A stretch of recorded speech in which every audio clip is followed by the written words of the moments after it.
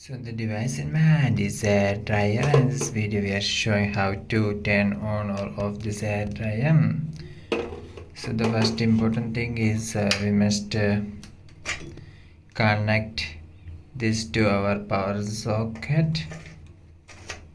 You can turn on the switch, and here you can see that this is the switch, and we must press this switch for turning on hair dryer.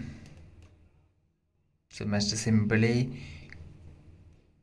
we can see here it is on is written here. You can simply click this on button. Similarly, if you want to change the speed, you can simply move here to change the speed, or if you want the maximum speed, you can lift this up and you can see that the speed have been increased. Hope this video helps you. For more video updates like this, subscribe and stay with Engineers Online. Thank you.